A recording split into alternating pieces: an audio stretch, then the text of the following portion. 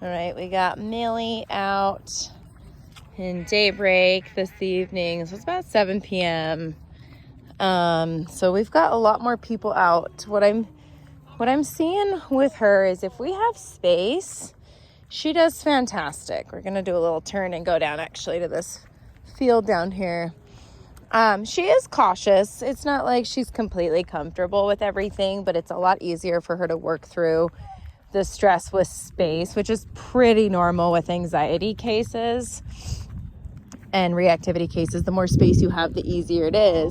Now, what I want to do is break down some of the threshold. So I notice like crowds are hard. So being where we're on a sidewalk with a bunch of people walking on the same way, that's hard for her if there's somebody behind us. So we've got a runner right here. If they come up behind us, she gets flighty. So I'm going to do a little bit of distance here. And just somebody running by. It's mainly men than women I've seen. Like just more nervous with like a guy running behind us. She has a really hard time keeping her head forward when I'm walking. And so that's our goals right now, is getting her into more crowded spaces, working her through it.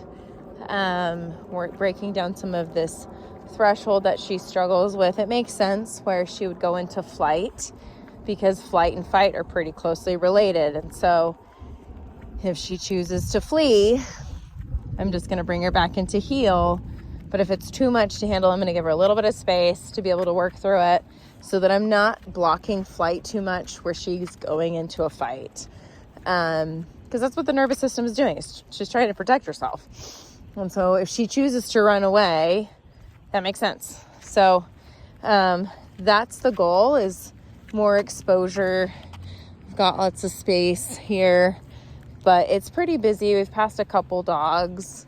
I'm trying not to avoid people, but I'm trying to work past them with a little bit of space to do so.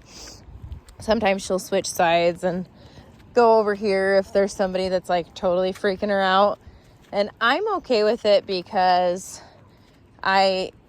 she's making a better choice, right? So if she's going into fight, then I don't want her to, I want her to choose flight. So it's even like she just kind of avoids. She's like, please let me be invisible.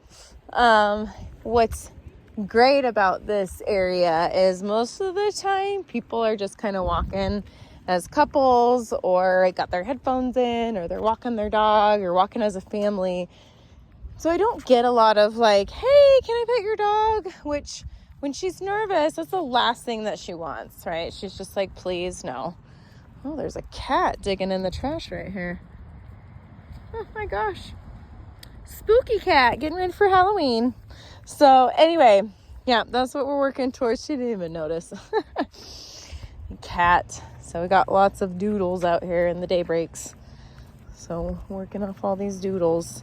So if she shows interest, I'm just going to make sure that she's paying more attention to me. There's a doodle passing us. Good. Nope, heel. Good. I'm working pretty low. We're on a 4. I have seen the tighter the threshold, the higher she works on the e-collar. And that makes sense because, she's getting adrenalized. She's getting worked up. And so sometimes I've had to turn it up if we're just like in a crowded space. But we're just going to keep practicing. Keep working it, huh, Mill? This is a nice area to do so, though. So it's good for her.